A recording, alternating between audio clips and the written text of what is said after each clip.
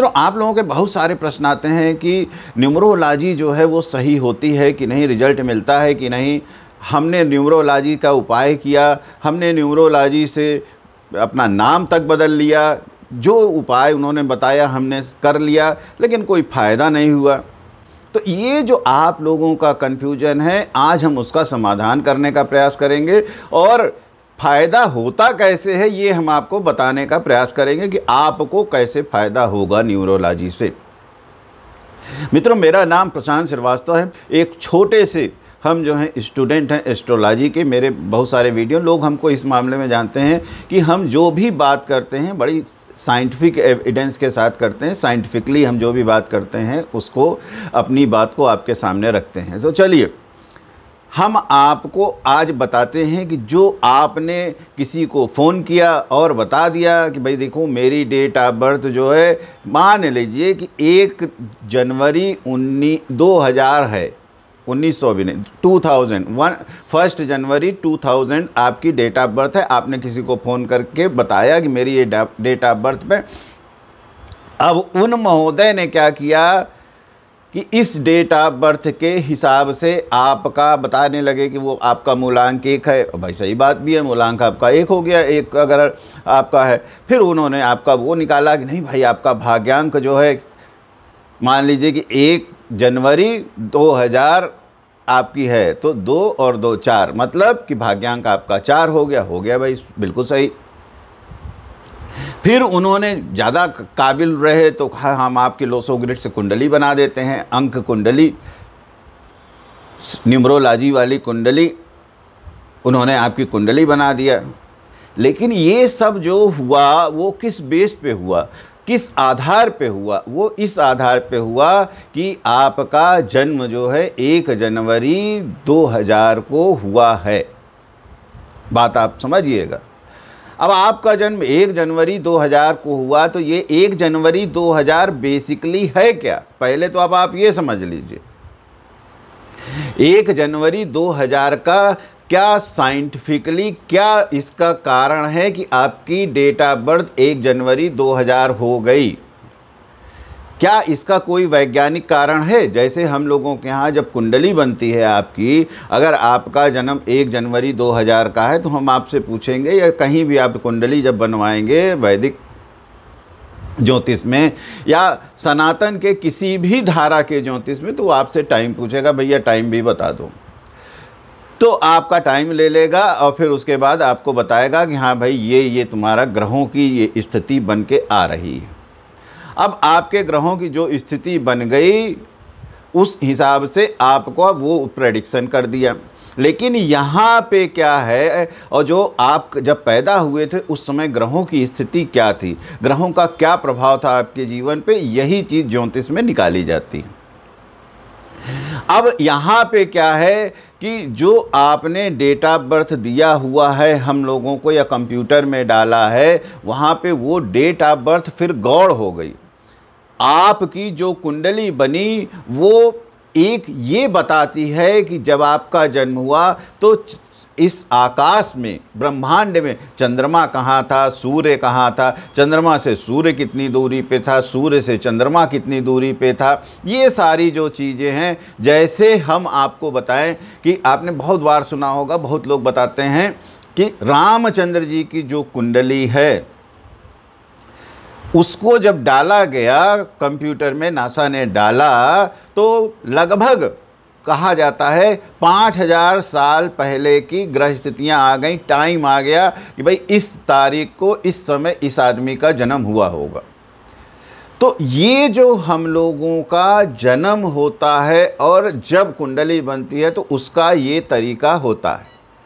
लेकिन अब यहाँ पे जब आप नंबर से 1 जनवरी 2000 डालते हैं और उससे पूरा अपना जीवन कैलकुलेट करना चाहते हैं, तो पहले तो आप ये समझ लीजिए कि जो आप 1 जनवरी 2000 डाल रहे हैं, 1 जनवरी 2000 ही, उसका कोई वैज्ञानिक आधार है ही नहीं। 1 जनवरी 2000 जो है बेसिकली वो 1 जनवरी 2000 है ही नहीं। तो आप पूछेंगे फिर है क्या ये? तो यहाँ पे आपको बता दें कि जो ये 1 जनवरी 2000 आप अंग्रेजी कैलेंडर से पकड़ के चल रहे हैं अपनी डेट ऑफ बर्थ, कि हमारा अब मूलांक 1 हो गया। तो ये पहले आप समझ लीजिए कि ये जो डेट ऑफ बर्थ आपकी है इसका कोई साइंटिफिक आधार नहीं, कोई वैज्ञानिक आधार नहीं है। ये क्या है कि एक राजा थे बहुत पहले रोमन साम्राज्य में, तो उन्होंने क्या किया कि आपके जो कैलेंडर है, अंग्रेजी जो कैलेंडर है, पहले अंग्रेजी कैलेंडर जो होती थी वो भी जो शुरू होती थी, कब से होती थी मालूम है? मार्च में ही शुरू होती थी, जैसे हम लोगों का हिंदू कैलेंडर होता है। और उसका हिंदू कैलेंडर का मार्च में शुरू होने का कारण भी है।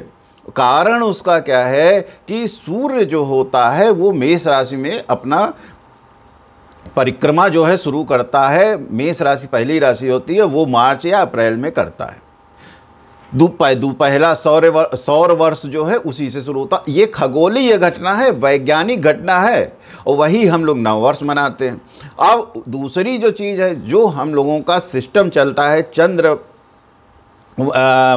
मास का, हम लोग जो चंद्रवर्ष यूज़ करते हैं, या चंद्रमा से जो हम लोगों का जो वर्ष चलता है, साल चलता है, तो उसमें क्या होता है, चंद्रमा के हिसाब से हम लोगों के यहाँ पे महीने होते हैं। और जो खगोलीय घटना होती है वो सूर्य के हिसाब से, सूर्य जो होता है मेष राशि में आता है, तो ये खगोलीय वैज्ञानिक घटना है। तो जब ये सूर्य मेष राशि में आता है और चंद्रमा शुक्ल पक्ष की प्रतिपदा में आता है, तब हम लोगों का नया वर्ष शुरू होता है। और ये एकदम साइंटिफिकली जो एकदम सही भी चीज़ है, उस समय से हम लोगों का पहला महीना शुरू हो जाता है। आपको यहाँ जान के आश्चर्य होगा कि 2700 साल पहले तक लगभग पूरे दुनिया में मार्च में ही महीना शुरू होता था। अब आपका जो ये उलट फेर हो गया, आप अवैज्ञानिक तरीके से आपको एक डेट ऑफ बर्थ दे दी गई, वो क्यों हुई वो भी मान लीजिए। लगभग 700 साल पहले, ईसा पूर्व 700 साल पहले का मतलब हो गया 715 साल पहले लगभग, एक राजा हुए यूरोप में, रोमन राजा हुए, वो नूमा पोम्पलिस।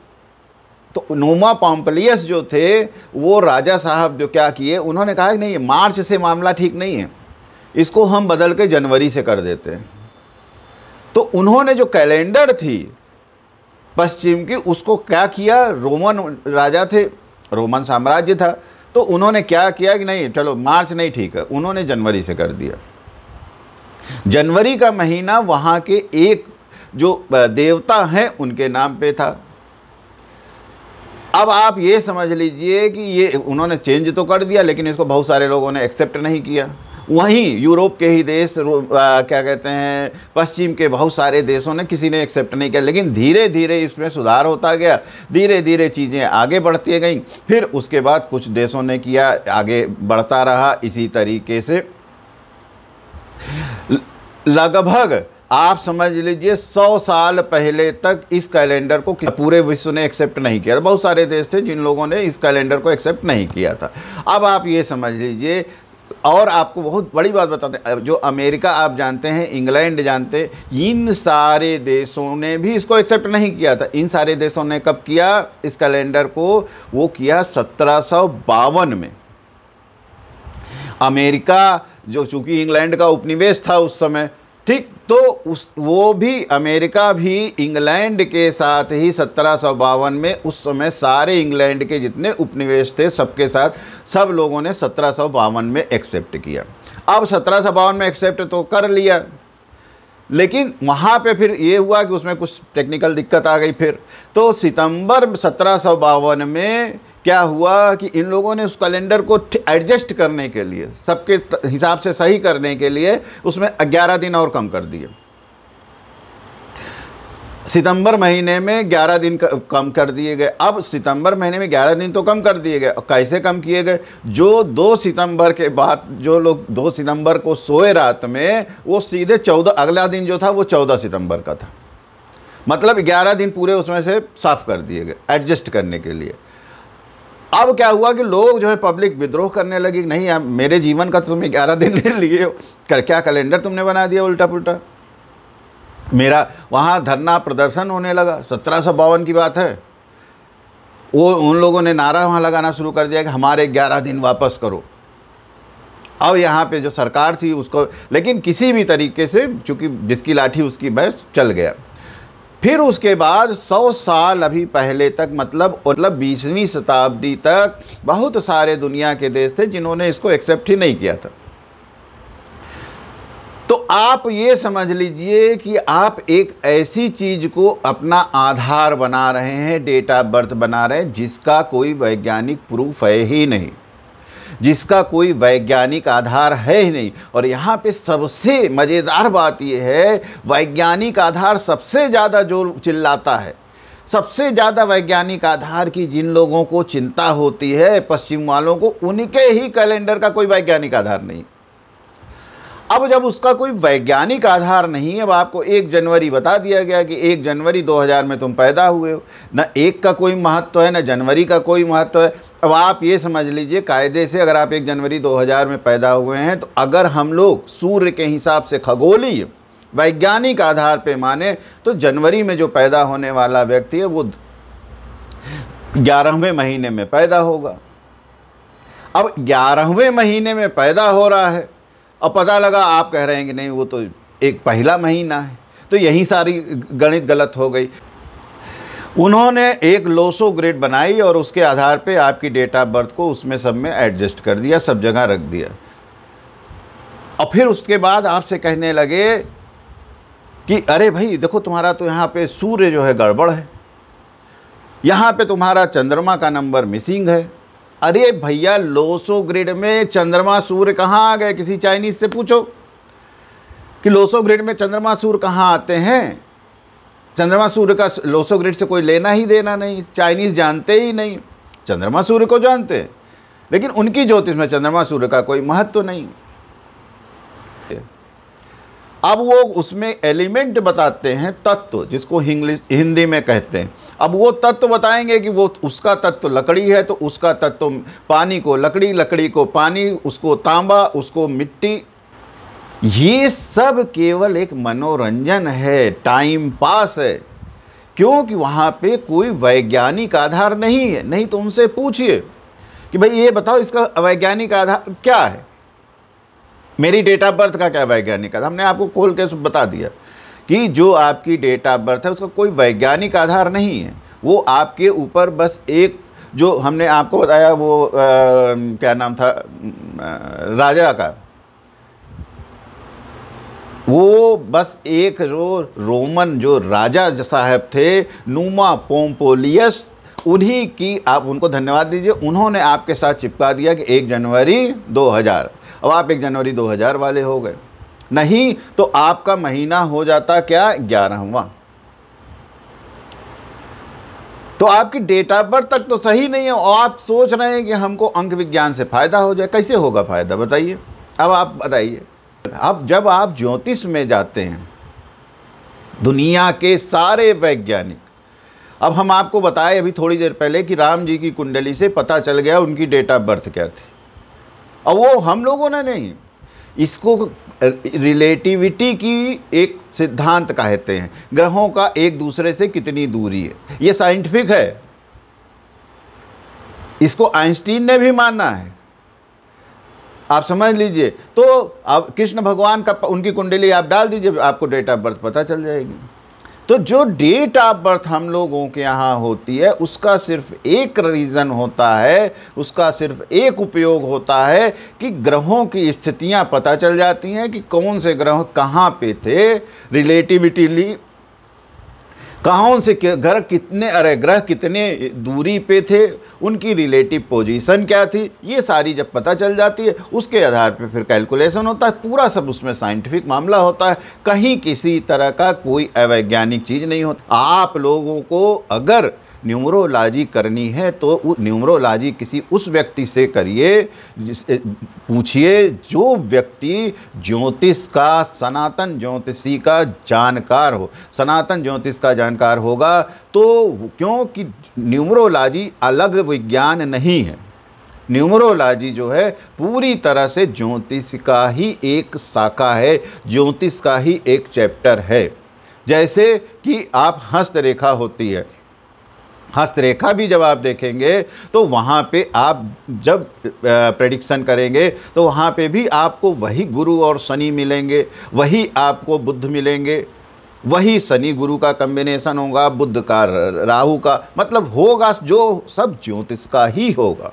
तो इसलिए मित्रों, जो ये 1 नंबर 2 नंबर 5 नंबर कर रहे हैं लोग, उन लोग अगली बार जब आपको मिलें तो आप उनसे निश्चित तौर पे पूछिएगा कि क्या ये जो जन्मतिथि हमारी है इसका कोई वैज्ञानिक आधार है? कोई वैज्ञानिक आधार नहीं है। आप ये देखिएगा, हमको कमेंट करके बताइएगा कि आपने कितनी बार नाम बदले अपने। कोई बताएगा कि हाँ तुम ये अक्षर जोड़ लो, ये कम कर दो, ये कर लो, वो कर लो। तो आप ये बताइएगा। और ये जो अक्षर का भी होता है, ये बेसिकली ज्योतिष का काम है। ज्योतिष में राशियां होती हैं, राशियों के अक्षर होते हैं, नंबर होते हैं, नंबरों के अक्षर होते हैं। हम आपको किसी दूसरे वीडियो में उसके लिए भी बताएंगे कि नंबरों का ज्योतिष का भारतीय क्या संबंध है। और आप तब आपको लगेगा कि अरे हम कहाँ किस दुनिया में थे, हम तो अजीब ये है। लेकिन आप लोग कमेंट में बताइएगा ज़रूर। इस वीडियो में फ़िलहाल के लिए इतना ही। पुनः किसी नए वीडियो में आपसे मुलाकात होगी, तब तक के लिए आज्ञा दीजिए। नमस्कार।